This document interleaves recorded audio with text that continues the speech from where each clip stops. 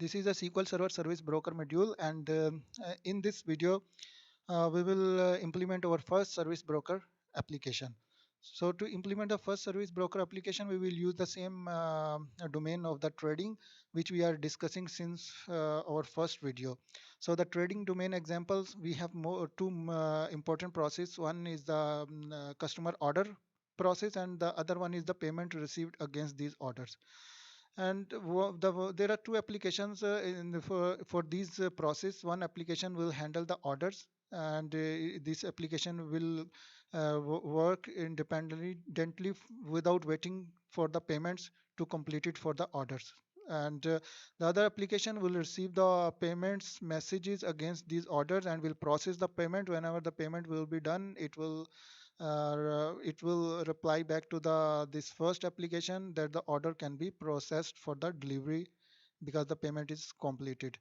So and now for these two processes, we will create the two services in our service broker application for this trading domain. And one service, which is the initiator service, it will handle the orders. Whenever the orders will come, it will send the messages to the other services, target service, which is responsible for the payment process. So when the target service will receive the messages, it will process the message asynchronously for the payments, and then the payments is completed, then it will respond back to the initiator service that the payments against the orders is completed, so that the delivery can be furnished. So now we have discussed in the previous videos that there are three different scenarios to place these services. For the placement, there are three scenarios. One scenario is that the initiator service and the target service both exist in the same database. And in the second scenarios, the initiator service and target service exist in two different databases, but both databases are in the same SQL Server instance. And there is the third scenario where the both services are in different database of different SQL Server instances. So I'm going to implement our first service broker application using the first scenario where both services will exist in the same database. So let's move to the SQL Server Management Studio to implement this scenario. This is the SQL Server Management Studio, and here I will implement the service broker application for the trading domain. As we know that the service broker is a native in database application, so we need to create a database so that it can host these services. I will create a database with the name of trading SQL Server Broker Service DB, and by default the service is enabled for any new database. We can verify this one by using this TSQL query, and it's enabled for our trading SSBS DB. If it is not enabled, if the database is already existed and we are going to create our service in that database, and for we have changed the default settings there, then we can and the trading and this service broker service is disabled for database, we can use this TSQL statement to enable the service broker service. Now I'm going to use this database so that we can prepare for the service broker applications. As we know, the service broker is a message delivery framework which work in asynchronously. So we have to create the message types, which we have already discussed in the previous videos. We have to create a two message for the two services. One is the request message, which will request for the payments to the target service, and one is the response message, which will be the target service will response back to the initiator service that the payment is ready for the order. So that these two messages I will create. One message name is the order pay request, and validation I will use the well formed XML.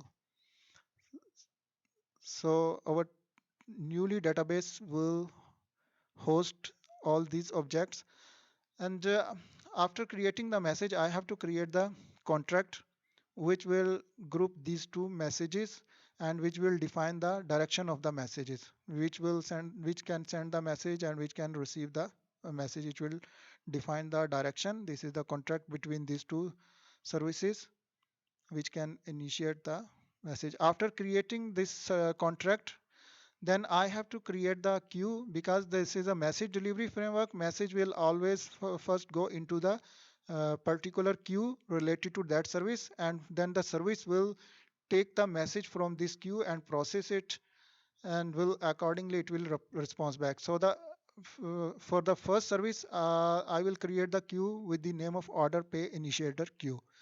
And for the second service, for the target service, I will create a queue order pay target queue. So now these queues which I created, I will create a service to implement these queues. For the initiator end, there is the service with the name of order pay initiator service, and this service will implement the initiator queue which I created in this step. So this is the initiator service I created. For the communication, we need at least two services. So for the target, I will create the service with the name of order pay target service, and it will implement the target queue. So now all the necessary objects I have created, because this is the one database, all the services exist in the same database. So we no need to create the this routing for this database, because all the services are in the same database. So the default routing will be used. This is the service broker. It's created and it have the message types. I created the message type these. I created the services will exist in this main folder. And this is the route I will not create, because this we need only when the instances are different. Both services exist in different servers, and for the same server it will use this default auto created local route. It will get the path from here, that the local path for the service target service. So no need to create the additional route if the services are in the same database, in the same instance. So now all the objects are ready to create the first service broker application.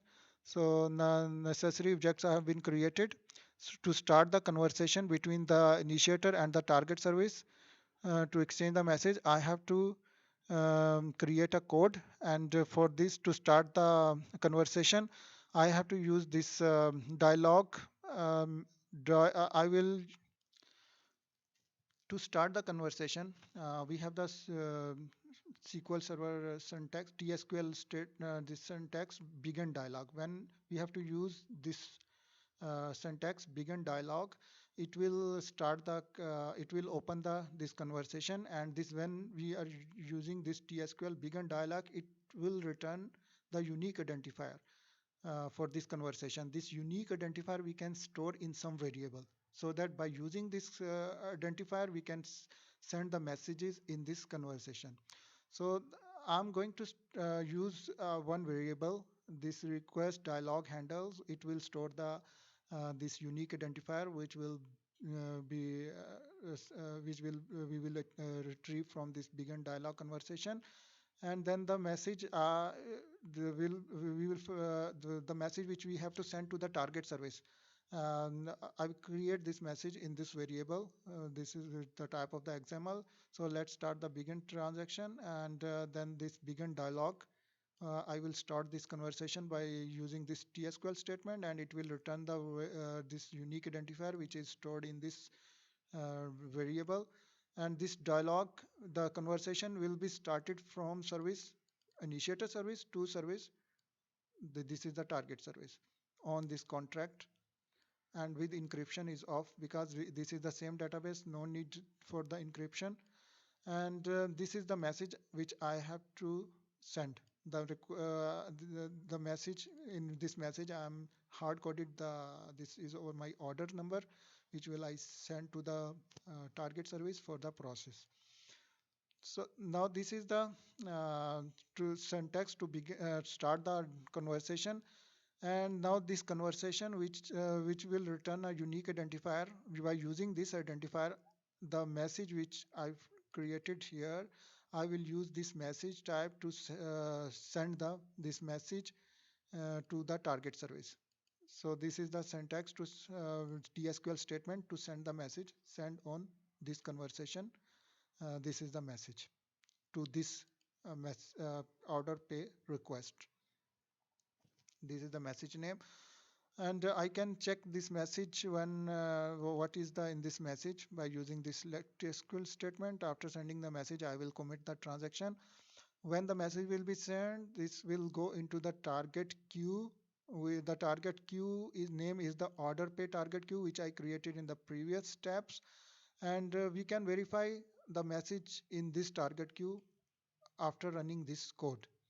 If there is some problem that the target queue is not enabled or some other issue problems, then the message will be stored in the sys.transmission queue temporarily. So let's execute this the code for the target service. The initiator service will execute this code to send the message to the target service.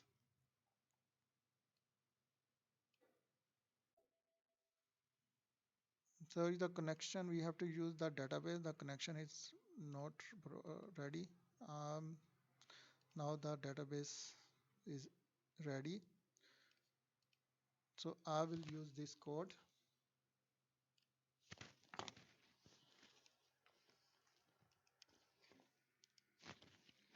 This is the message which we sent to the target service.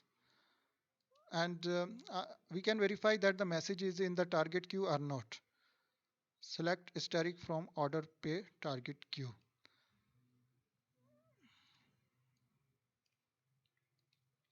Yeah, message is there in the target queue. This is the conversation group ID, and this is the service name, uh, order pay target queue service, and this service ID, and this is the contract name, and this is the message type name. The message type name which we used here, order pay request, and from this message type name, this is the message body, and XML. This is the validation type, which is XML. So this message is now in the queue. This message will remain in the queue until the target service will not process this message. So now let's process this message. For the process of the message, now this is the another piece of the code which will be executed for the other service, payment target service. For the target service, or the target service, what it will do, target service will retrieve the message. Target service, this is the target service. It will, when it will the message is came in now in the queue, it will retrieve this message, and then it will process the message, and it will respond back to the initiator service.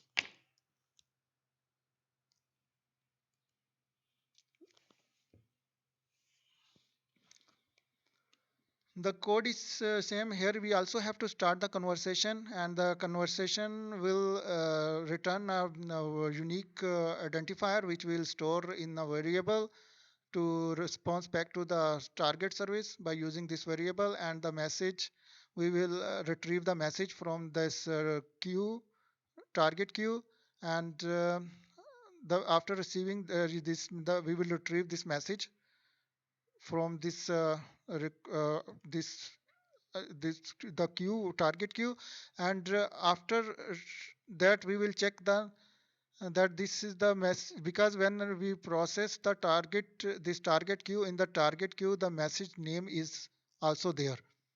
This is the message name here. This is the message type name. So here I will check if the message type name is this one, it is a request message, then process the message um, for the payments. So this is the message order number, and then here I'm using the hard coded that this order, for this order payment is done.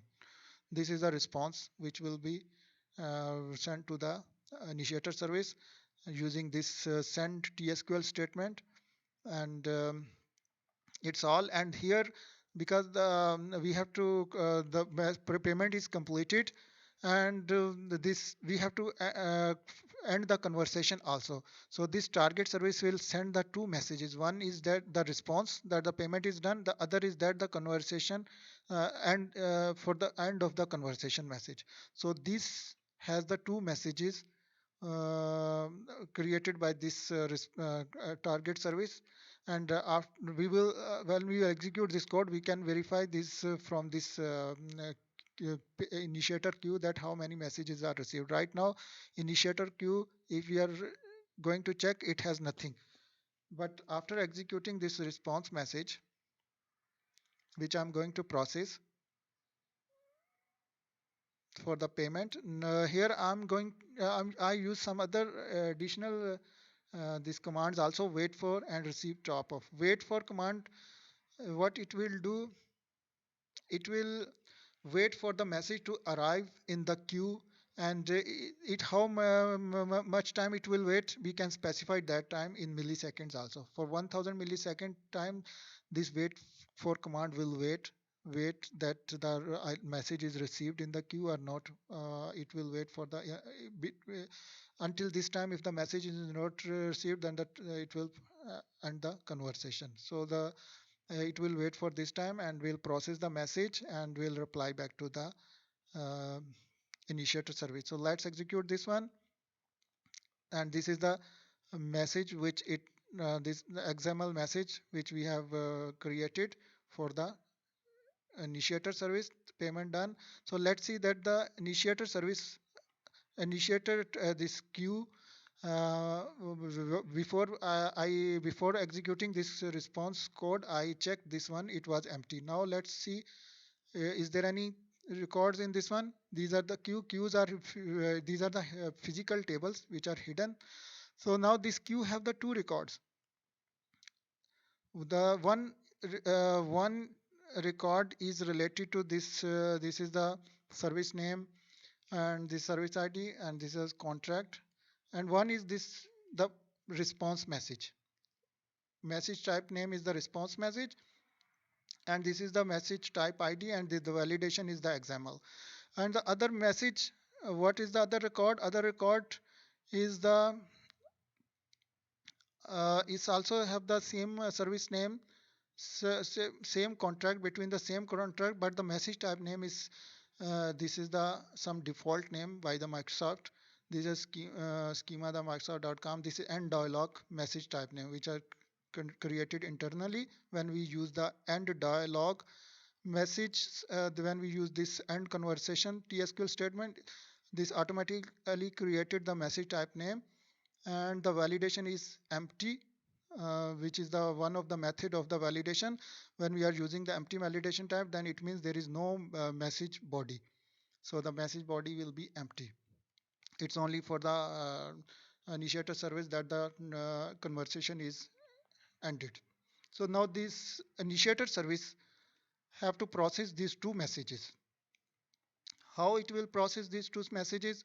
These two messages are in initiator queue, and the initiator queue now have to process two messages. So I will because in the one there is a one code, and there are two messages need to process. So the one I'm using two this if statements.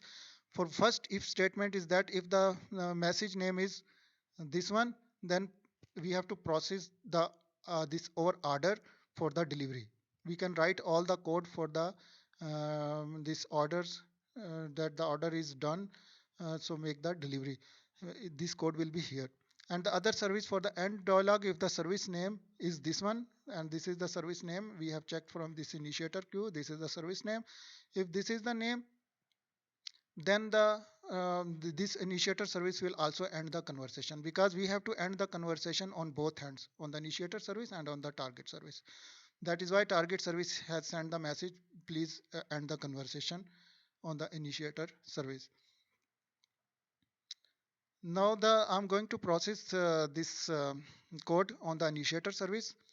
For the process, suppose this if I am using this some wrong name, this message will be processed or not. Let's check this one. This name is is wrong, then what will be happened? So this is the code which I have to process on the initiator service.